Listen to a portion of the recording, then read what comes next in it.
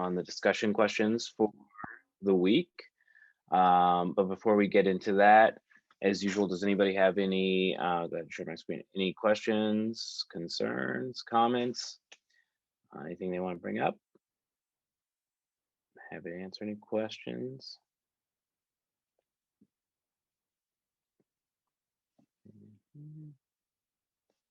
Okay. All righty. Well, if nobody has any questions, let's see here. Okay. Let's get started. And then if anything comes up, just let me know. So we'll go over some of the discussion questions. I can tell some of you are getting a bit of question and comment fatigue, which is totally fine. I know the questions and comments are getting shorter and shorter, and that happens towards the end of the semester.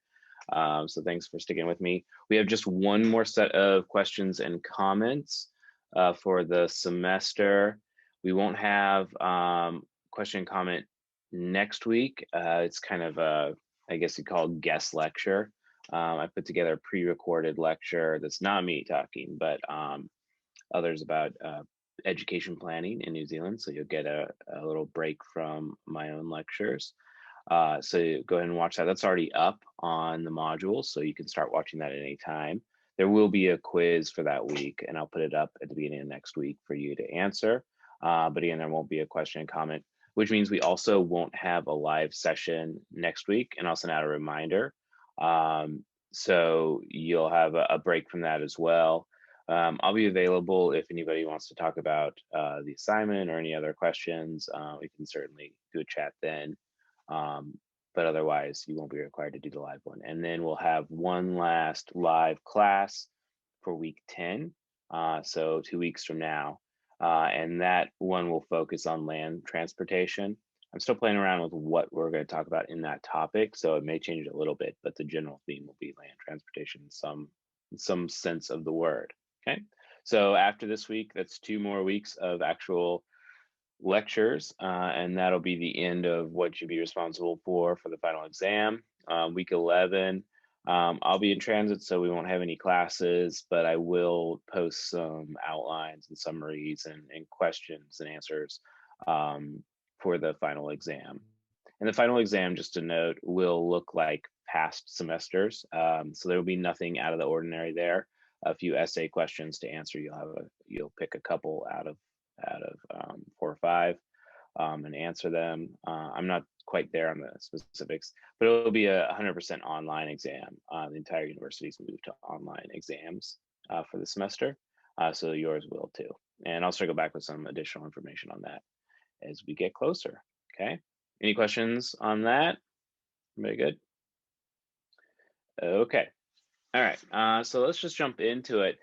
So I noticed that a lot of the questions and comments this week focused around or had some sort of relationship to climate change, which wasn't really my intended topic for the week. I've taught entire classes on climate change. My dissertation when I was a PhD student was on climate change policy.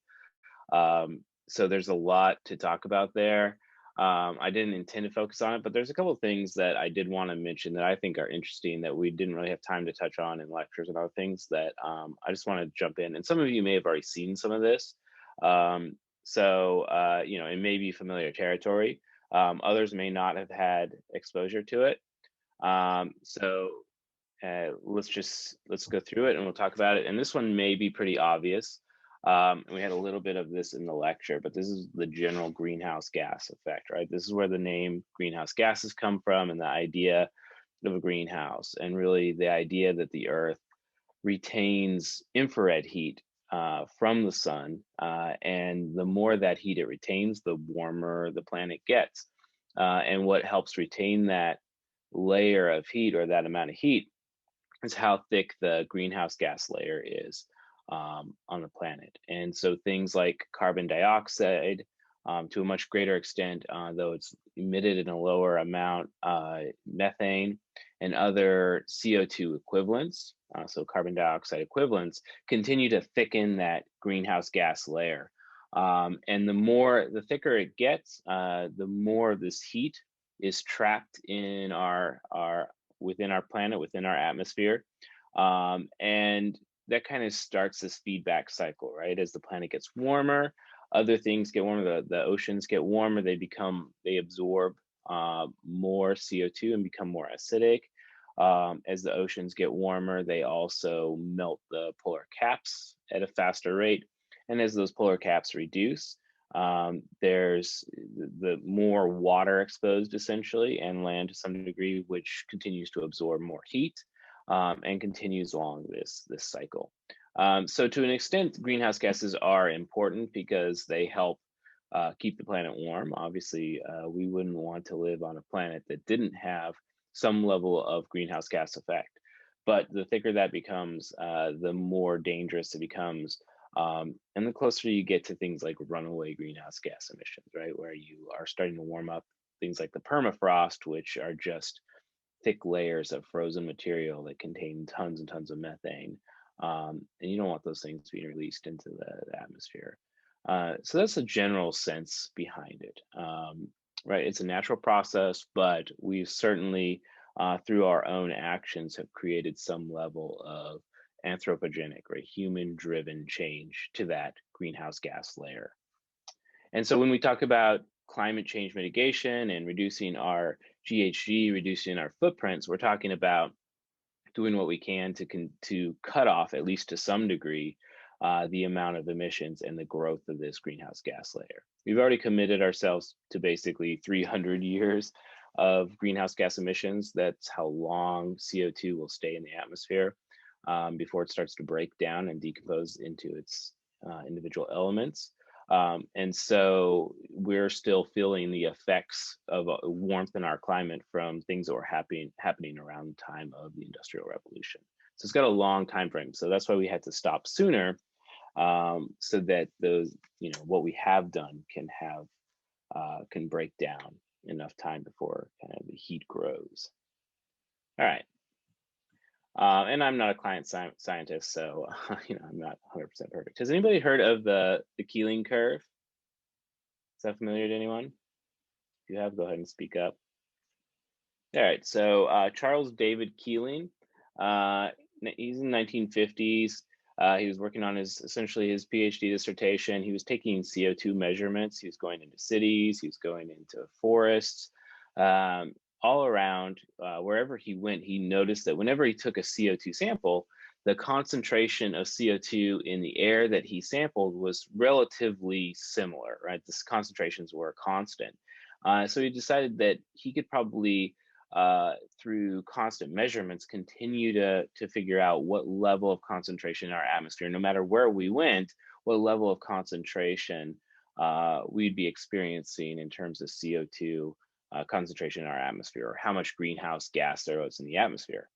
So eventually he set up, or he was part of the Scripps Institute, which set up the Mauna Loa in Hawaii observatory, which basically just was on a mountain peak, where there was a good way to sample CO2 emissions that were away from other industrial processes that may get into that sampling process. And he started in the 1950s to measure the concentration of CO2. And so that's what this Keeling curve measures. It's showing essentially on a global impact, or a time scale of the Earth impact, the fairly rapid growth in concentration of CO2, or CO2 equivalents, so GHG, from 1950 up until, this is 2010. These numbers continue to go up. I'll show you that in a minute, but this is just a sample of that. Keeling himself died in 2005, but he spent 55 years of his life measuring this growth in emissions. And this is the curve that kind of the first part of what we call the hockey stick curve that you may have heard of before. Within these measurements, you see these kind of large fluctuations each year. Does anybody know what this might be attributed to, or want to kind of venture a guess? Why are they going up and down in a single year so much? I see a chat. Seasonality? Yeah, exactly. Seasonality. Sophie also said seasons. So that's exactly right. So it marks respiration of plants and photosynthesis, right? So when the plants start to die off or decay in the winter, in the fall, they release the CO, some of the CO2, not all of it, but they release a good amount of the CO2, some of the CO2 that they've captured, but also they breathe less. They breathe in less CO2 and exchange it for oxygen. And then as the or the spring comes along and summer comes along, the plants are more active, trees are more active, and they continue to take in that CO2. So it fluctuates about 5 parts per million each year, but the general trend is a continuous upward trend, as you can kind of see from here. It's definitely a clear upward trend. Okay. So on a global scale, does this matter? I mean, it's going up. Should we be concerned about what this Keeling curve is showing us? Well, let's take a step back and look, over the last 400,000 years. Anybody have any idea how we could measure CO2 concentration 1,000 years before we had modern science, 200,000 years before modern science? How could we go back almost 500,000 years and measure CO2? Any idea?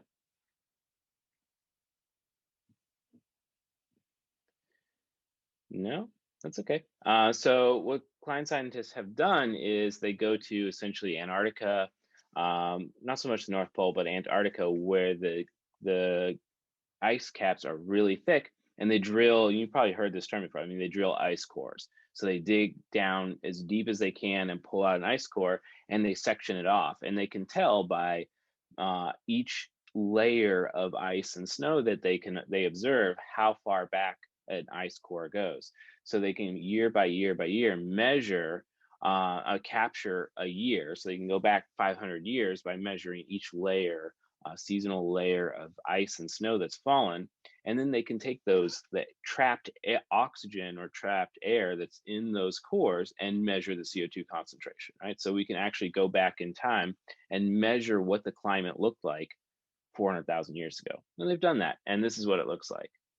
So the red dot is where we were in 2018. I've had to extend this a couple times. When I first started teaching this in 2007, this is where we were. And so I've had to add my own little increase here. And we're actually, we'll see in a minute, even above that. We're closer to up here now. So this is this is the peak. My red line here is the peak of what we've observed in the last 400,000 years. And so we're definitely in a situation where we're at a concentration of CO2 that's an anomaly from anything that any human or living thing on this planet has ever experienced in a time frame that, for humanity or really anything else that's alive today. So that presents kind of this unknown for us, right? Nothing on this planet has experienced a CO2 concentration to this level. This isn't an issue of breathing. It's not like there's going to be so much CO2 we're hyperventilating, we can't get enough oxygen. But again, this is all contributing to that greenhouse gas layer and the warming and changing climate that we're experiencing. So this is kind of the anomaly that we're experiencing. And so when I first started pulling these numbers from CO2 now, these are the numbers that are just kind of made into graphics from the Mauna Loa Observatory. We were looking at numbers at like 396, whatever. What had been originally said was 20 years ago was that 350 would be kind of our red or orange line here, 350 parts per million, if we didn't want to see any significant or noticeable changes in our climate. And then we kind of gave way to that and said, okay, if we want to draw a line and say, we don't want to see more than 1.5 degrees centigrade change in our climate, our average climate, we shouldn't go above 400 parts per million. Well, in 2015, a little after 2015, or right around 2015, I should say, we went through that next ceiling. And so climate scientists are kind of scratching their head a little bit and saying, well, what's the next number we should set this at? Some have said it should be about 450. Others say 500. We could go there and stay within 2 degrees, maybe 2.5 degrees Celsius temperature change. But it's uncertain. So as of today, or as of last a couple months ago when we last had the data, we're at 417 parts per million. So these numbers continue to tick up, even with this after our kind of global pandemic, or in the middle of the global pandemic. And we'll look at some of these numbers in a minute of emissions, but we're still well above trend lines that we were comfortable being at. And so we're at risk of a couple, if not more, degrees change in our global climate. Okay, so that's where we are now, and that's kind of what the Keeling curve has been measuring all this time. And so this comes actually from my own dissertation, where we use some simple extrapolation methods to try to see where we would go. And this is the 450 is kind of the red line at the top here. And so this was a number of years ago now when we started to make these measurements, and they're, you know, pretty simple linear, or not linear, but power extrapolation shows that by 2028 we would go well beyond 450 parts per million. Again, we are past 400 here, and we did that right about when we predicted it would happen. And so at our current rate of emission growth, we'll go past this 450 bright line, which again is roughly the 2 degrees Celsius change in temperature, which doesn't seem like a lot. But when we look at the global average temperatures and how that changed and how that affects sea level rise and polar ice caps and weather patterns across the planet, it's quite significant. So what do we need to do to try to curb these emissions and stay within that 1.5 degrees, or to at least avoid up to 1.5 degrees Celsius warming? There's not much we can do at this point, but some have speculated that if we reduce emissions to zero, or reach net zero by 2050 or 2060 at the latest, we might be able to stay within that temperature change, which would mean that last year, essentially, we'd have had to start this significantly drastic change in emissions, right? We'd have to have this almost vertical downward slope in our total emissions, and that would have to continue on indefinitely until we reach a zero emissions climate, okay? And that's unlikely to happen. So, you know, why is that unlikely to happen? This is a fairly old graphic. This is one that I started talking about years ago, but it's still interesting. These numbers need to be updated a little bit. But let me talk about really quickly the carbon budget. I won't dwell on this stuff too much longer, but I think it's interesting, so I'll tell it to you anyway. So the climate budget here is essentially how many emissions have we, or how many carbon emissions have we put in the atmosphere starting around the time of the Industrial Revolution, that's the 1850s, to a certain period. So in this case, we're looking at this green line here, or this green bar here, and essentially from 1850 to the year 2000, we put 1,000 gigatons of carbon. It's really hard to visualize how large that number is, but it's quite a lot. 1,000 gigatons of carbon in our atmosphere. And you know, I'll add that again, everything from 1850 is still circulating, right? The carbon dioxide that we started emitting when we first built factories in the 1850s is still there and still affecting our climate to this day. So all of this is still there. We've emitted 1,020 gigatons since just the year 2002. This came out in 2008, 2009, but the data was from 2007. So in the 7 years between 2000 and 2007, when this came out, we emitted another 380 gigatons. Which means if we want to stay within, and that would have, you know, that's what kind of set us up in that 1.5 degrees Celsius. So if we wanted to stay within 2 degrees Celsius, we'd have between the year 2000 or between the year 2007 and today, essentially, or really forever, we have 500 gigatons of emissions left. And that kind of gets back to that last slide of how much we have to start to reduce to stay within this temperature. We have to really drastically decline those emissions. So we have 500 gigatons, even though for, you know, indefinitely, even though in just, you know, 8 years or 7 years, we had 380 that we emitted. So the problem really comes, and that means at our current rate at 31 gigatons of emissions per year, without any additional growth in the amount of emissions we had just 13 years left before we exceeded that 2 degrees and started to go into kind of this tipping point of 3 to 4, and then a little extreme here, but the nightmare scenario of 5 to 6 degrees Celsius change. So what makes it difficult to stay within this 500 gigaton carbon budget is what's happening over here, or what's left to release. And it's getting messy with all my drawing on here, but so what the issue is we have 745, so 245 extra gigatons beyond our budget of stuff that is not only known deposits of coal and gas and oil, but they're actually owned by companies that are profit seeking, right? They have to stay alive. They're companies. The only way they stay alive as a company is to dig this stuff up, or to mine the stuff, or to build wells and suck the stuff out of the earth and sell it to people who then burn it. So there's a strong economic incentive to blow past our budget here and continue on to our 5 to 6 degrees Celsius temperature change, right? With this huge amount of emissions consumption. And so the bigger problem also lies in the fact that we know of, and we continue to find new reserves, at least 2,050 gigatons of GHG worth of coal, oil, and gas, still tucked into the planet. It's hard to get. It's really, costly in terms of emissions and energy consumption to get to this, but it's there and available.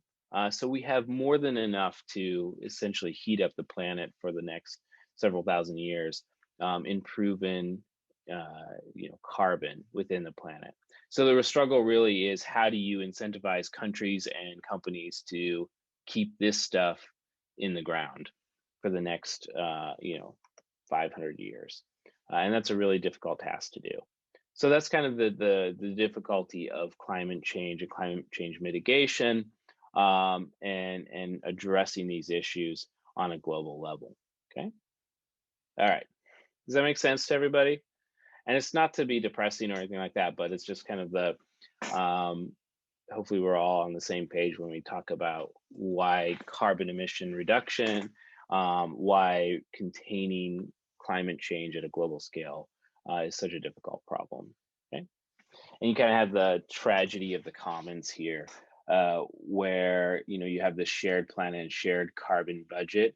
And if one country decides that they're going to go all out and reduce, like let's say New Zealand decides they're going to go 100%, renewable energy with zero emissions, other countries may still fill up that void, that decline in demand and reduction in price of carbon, essentially oil, gas, and coal, and choose to buy it and consume it because it's more readily available. Okay? So it's a difficult problem. In planning, we call that a wicked problem. All right, so I lumped together, let's just jump into these questions, and some of these will be related. I lumped together a few of these questions. A lot of people have questions about nuclear energy, about fission. And so there were questions about, is it worth using it considering the possible catastrophic risks? Do the benefits to climate change outweigh the cost of hazardous materials from nuclear fission? What are my thoughts on it?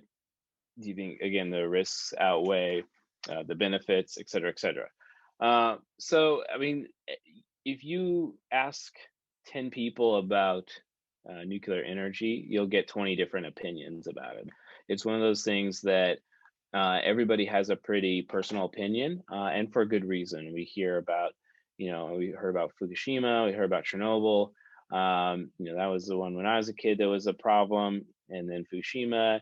You hear about all of the disasters, or in the States here, the 3 Mile Island, which was nearly a nuclear meltdown. So there are a few pretty scary cases, but all in all, nuclear power is considered pretty safe. It's the policy around it that causes a lot of the problems. So it's not really the operation of a nuclear plant that is risky. I mean, there is some risk involved, but there's risk in coal, and there's risk in gas, and there's risk in even turbines, wind turbines, other things like that. There's always some sort of level of risk for these things. The bigger issue typically for nuclear power is what you do with all that nuclear waste is one part of it. And the other part is how the cost and climate effects associated with gathering the energy, or the fuel that goes into a nuclear power plant. So those are two different parts. And I'll jump on the first on the what I mentioned first is, what do you do with all that nuclear waste?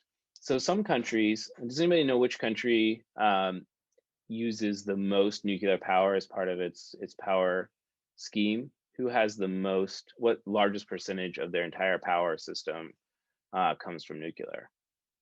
Anyone know?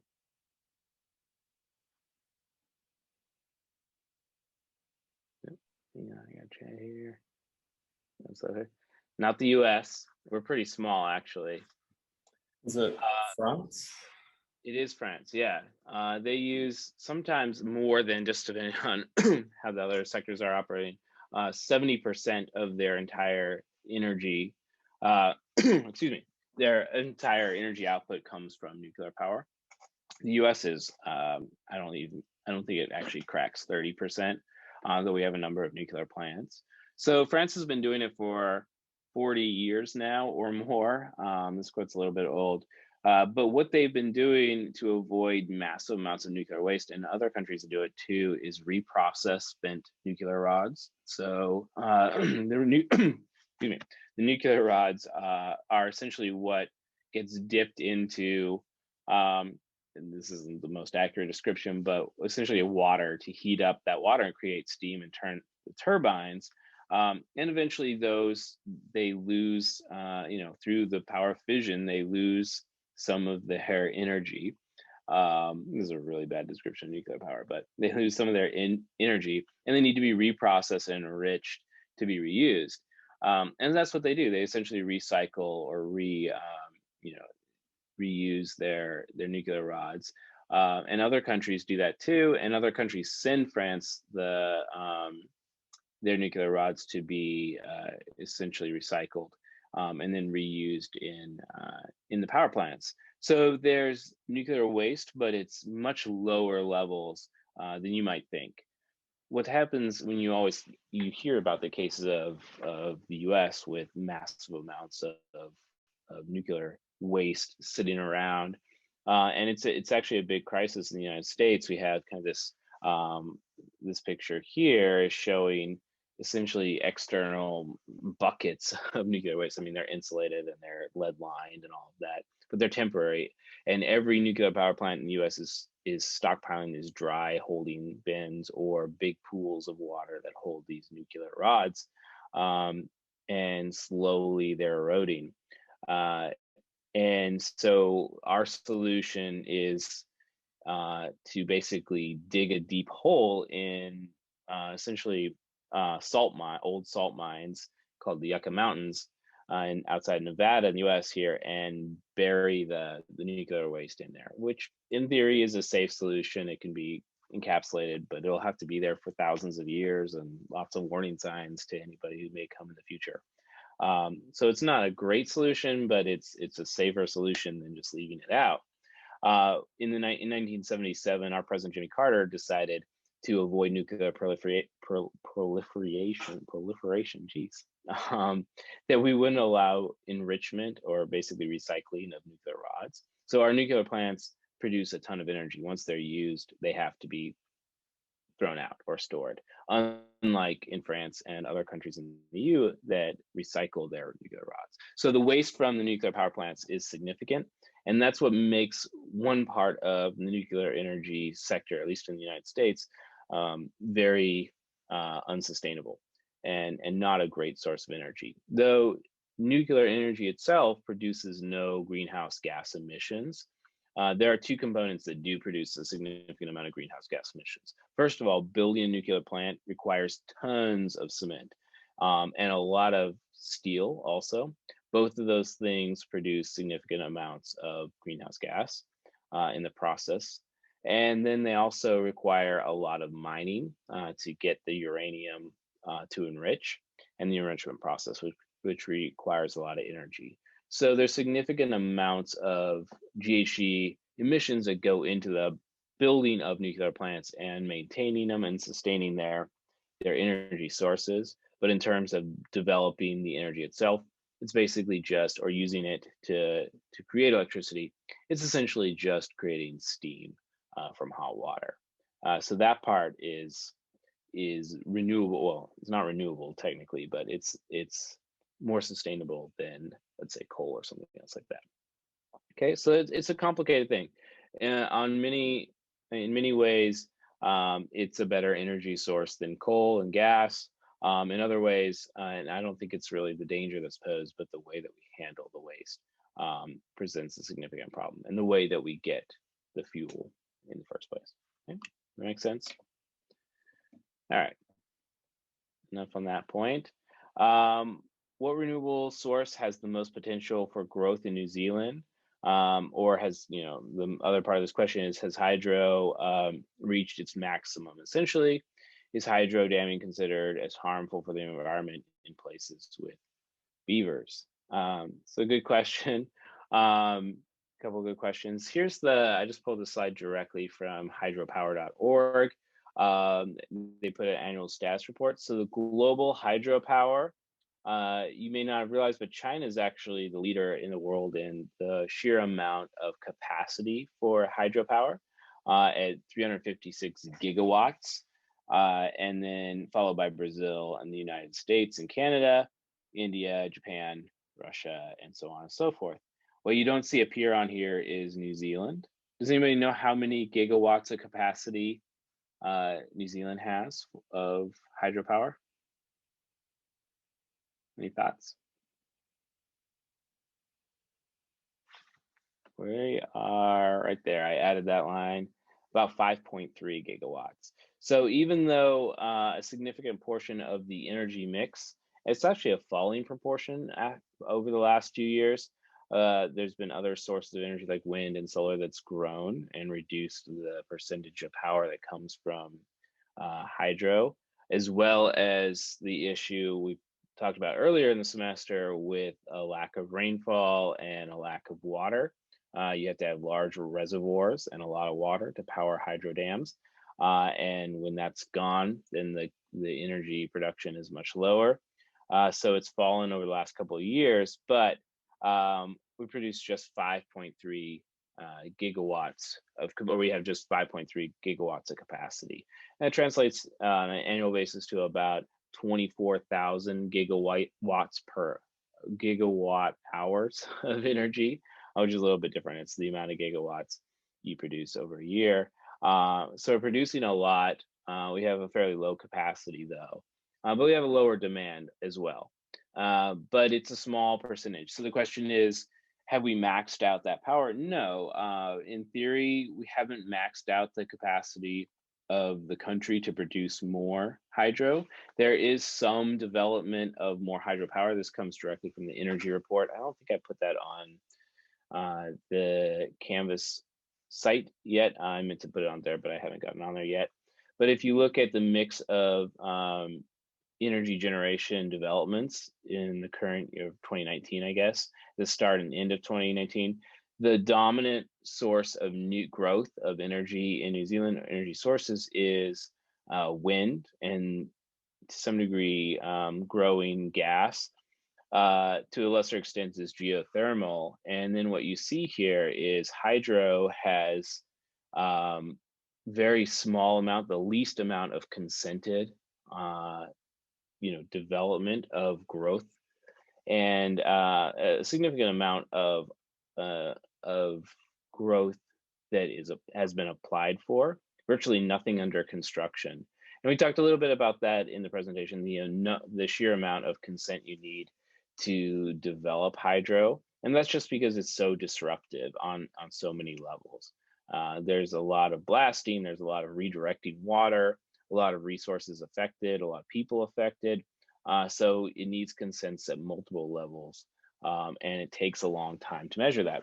A single wind turbine or a bunch of wind turbines have a much smaller environmental impact.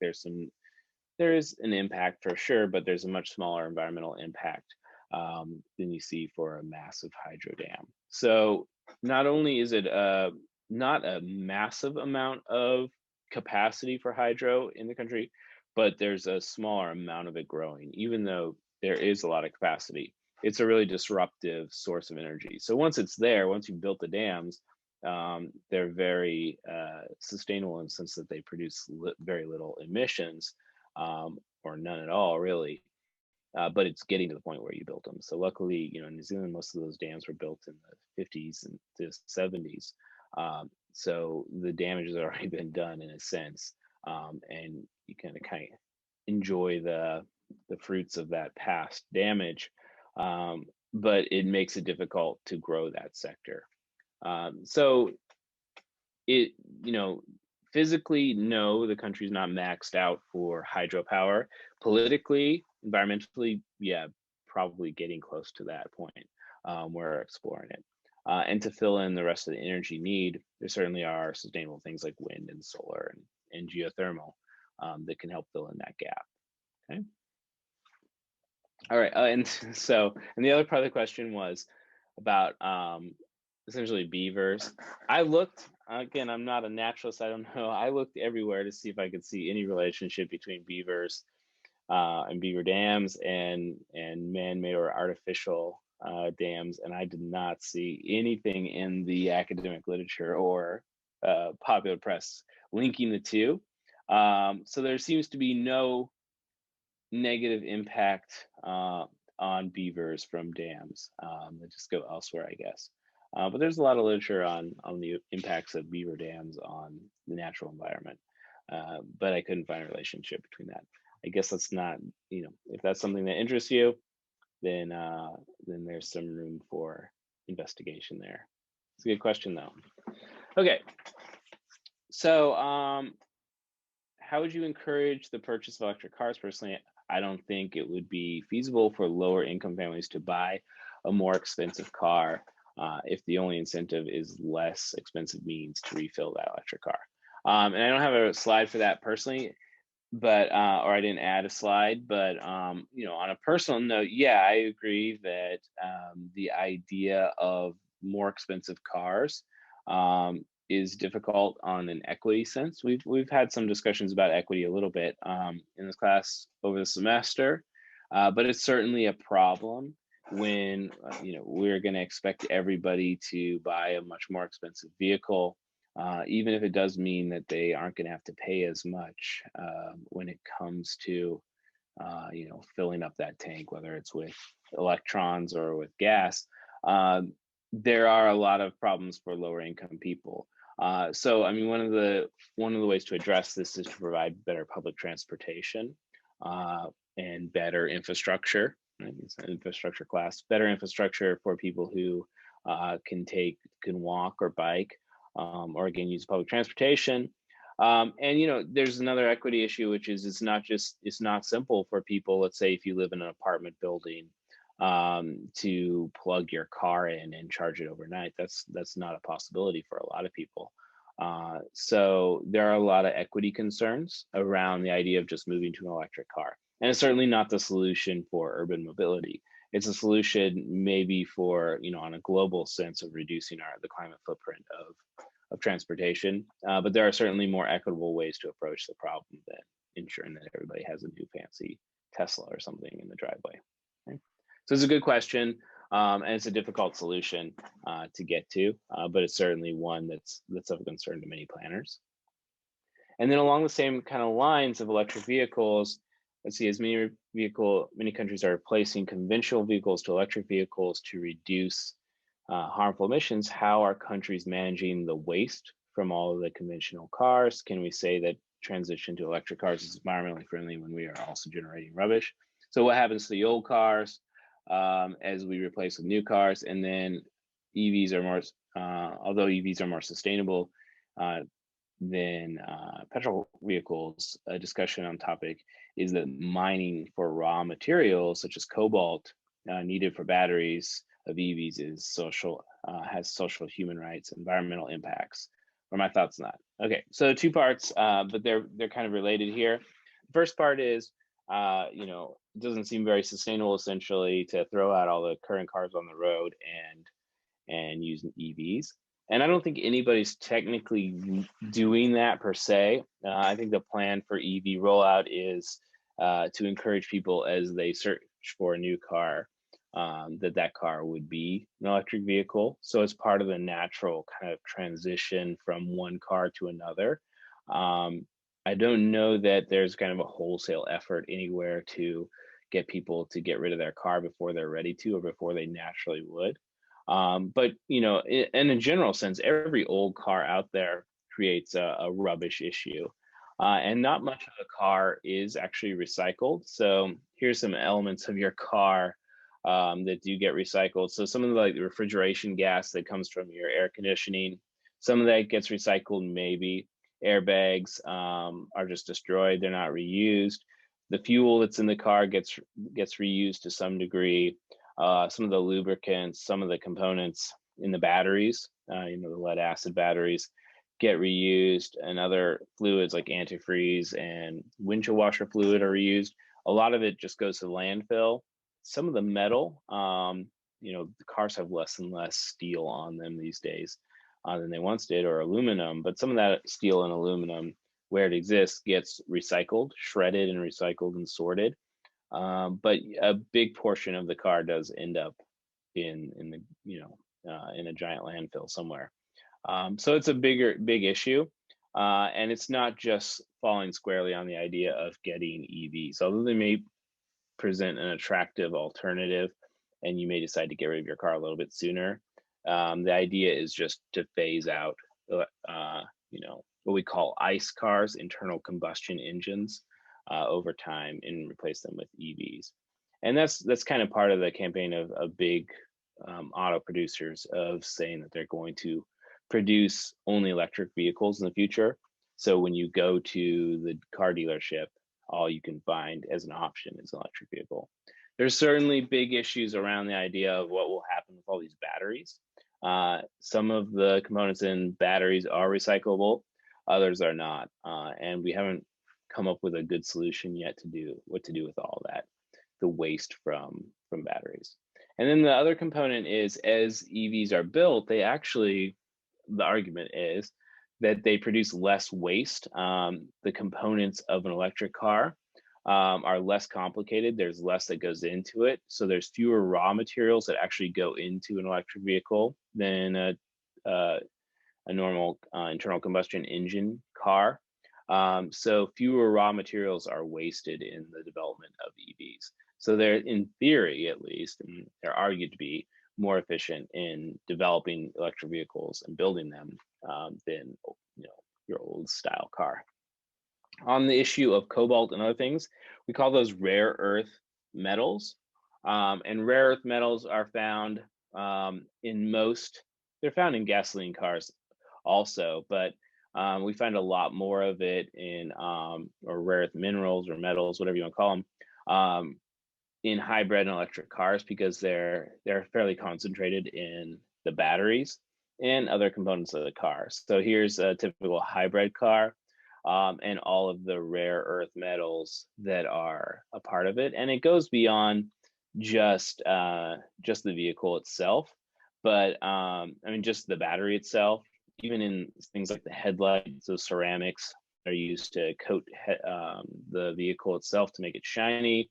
All sorts of things, all kinds of different rare earth minerals or metals go into the development of a vehicle. And doesn't start at a car. Wind turbines, your cell phone, if you have a smartphone, it all has rare earth metals in it. And the issue here is that they take mostly open pit mining and vast amounts of energy in terms of excavation and earth movers, hazard material, hazard working conditions, and then toxic sludge as a production process. And they typically used to be only mined and China had like 98% of the world's mining capacity for rare earths. That's been distributed somewhat. The US has some more now. Australia has a significant portion, India. So deposits have been found in other locations.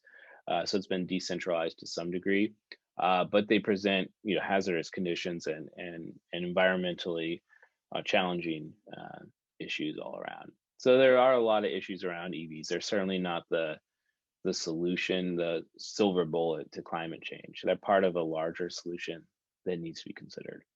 Okay, so good questions there. So another question, why is the government focusing on electricity as a sector to reduce emissions when it only accounts for 5% of total emissions? Is this political decision? So just to be clear, and this is a good question because I don't think I made the distinction very clear in the lectures. The government does talk a lot about sustainable energy generation, but a lot of the policies we talked about in the lecture are more of energy use and GHG from energy in general. So to be a little more clear, here's the greenhouse gas emissions from the consumption of energy, which is about 40% of, almost 41% of GHG comes from the energy sector, right? Energy consumption of some sort.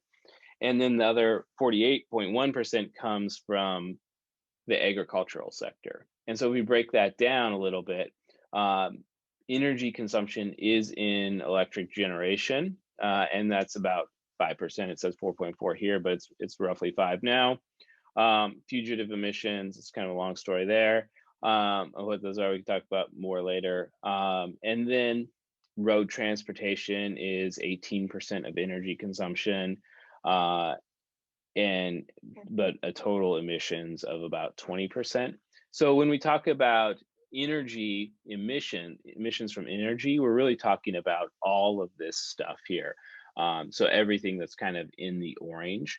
We're not just talking about electric generation. Although some of the documents we looked at do look at a few, look at energy generations, electricity generation specifically. When we talk about renewable energy, we're talking about what goes into vehicles, what goes into industrial processes, what goes into manufacturing and construction. So we're really talking about the much larger energy sector, not just the electric generation, which in fact is a smaller portion.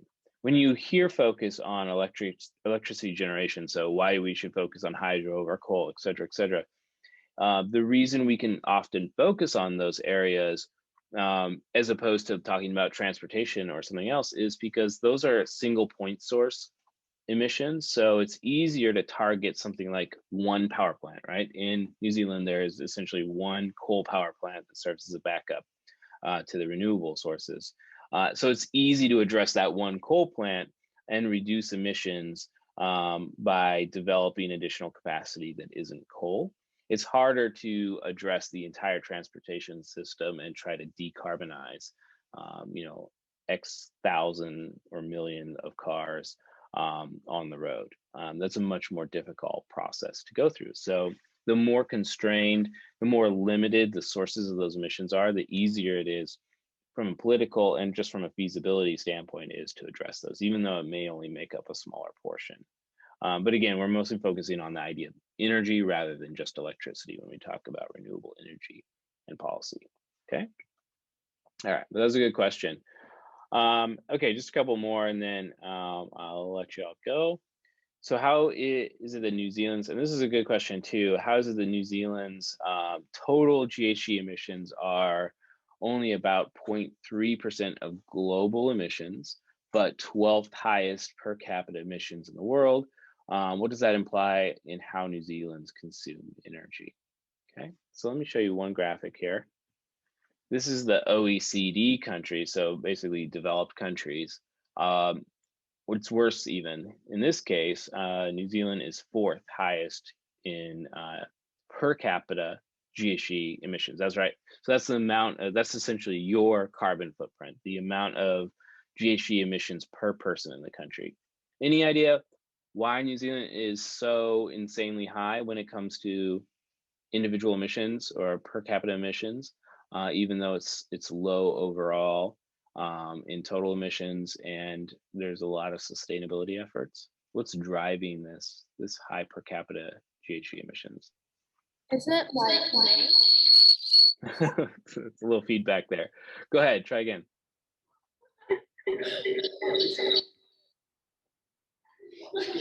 that? Oh man, that's what happens when there's more people around. Okay, try. Do you want to try again, Macy? Or are you gonna type it? Okay. All right. Well, we wait for Macy to put it in. A couple people have chimed in. So we have meat. Yeah. Well, so meat starts out as something else. It starts out as animals, right? And you're right. And sheep, that's true too. And cows, yeah, literally tons of cows. How many cows are in New Zealand? Any idea? Too many. Too many. Yeah, about 10 million. So 20 million. Yeah, it could be getting closer to 20 million. I mean, the beef consumption is growing significantly. Right now, the most official number is right around 10 million. So that's essentially 2 cows for every person in New Zealand. How many sheep are there? More. A lot more, yeah. About 30 million. It's not as high as it used to be. The peak has gone down a little bit, but yeah, essentially there's about 30 million sheep in New Zealand. So 6 for every person. It used to be up to 10 per every person. So it's gone down a little bit. And what do sheep and cows produce a lot of? Who? Dairy products. Yeah. Yeah. In fact, it's Waste. worse actually. It's not just poo, farts and other things, but it's also burps from cows. They're famously chew their food 7 times, and in that process they burp a lot. And the gas they produce is methane. And the reason methane is a problem is because it's 28 times more powerful than CO2, right? So for every gram of carbon dioxide that comes out of the tailpipe of your car, every gram of methane that comes out of a burp from a cow is 28 times more powerful, right? So it has that, it's like getting 28, like essentially one car driving down the road is one cow burping. And there are a number of technologies coming out, like feeding seaweed to cows and other things like that, to try to reduce those methane emissions, but they are significant. And so let's see if I can slide this forward. There you go. There's our cow. 48% of greenhouse gas emissions, again, come from agricultural sector. This has grown significantly. So the contribution of agriculture to greenhouse gases beyond Ireland, Latvia, Denmark, it's a significant portion, almost 50%, much larger than any other OECD country. So it's the sheer number of livestock and the low number of people that creates this high per capita. But it's not just, you can't just blame the cows for their burps and the sheep for their emissions. The other one on here is fuel combustion, right? So that's our driving habits.